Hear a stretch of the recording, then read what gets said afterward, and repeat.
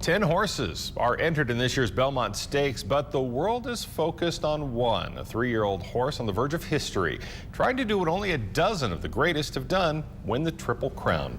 KPVI, news that works for you, reporter Zane Hopen joins us now live from the newsroom with a preview. Zane.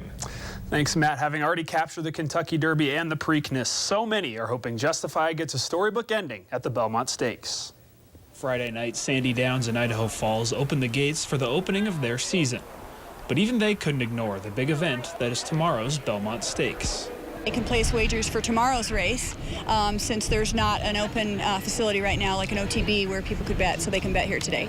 The anticipation for the 150th running of one of America's biggest horse races is always going to be there for one reason or another. But this year, the anticipation isn't surrounding the question of who will actually win. Justified. Justified. The big horse. Justified. I'd like to see Justified. Justify is the 33rd horse to gallop into Belmont, having won the Kentucky Derby and the Preakness in the same year. Only 12 of those previous 32 have won to complete the coveted Triple Crown of American horse racing. Justify is looking to become the first since American Pharoah in 2015, and his trainer, who also trained American Pharoah, is feeling good about his odds of making history yet again. Coming off the track, he was just full of himself. He just seems like he's just still,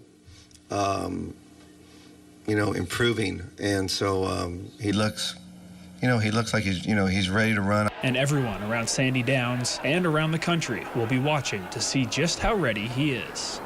I mean, I think the Triple Crown is exciting every year, regardless. But when you've got a horse that has a chance of actually winning the Triple Crown, yeah, sure, a lot of people will be tuned in. Coverage of the Belmont Stakes begins tomorrow at 2 p.m. right here on KPVI. Live in the newsroom, I'm Zane Hopen. Matt, back to you. Much Zane.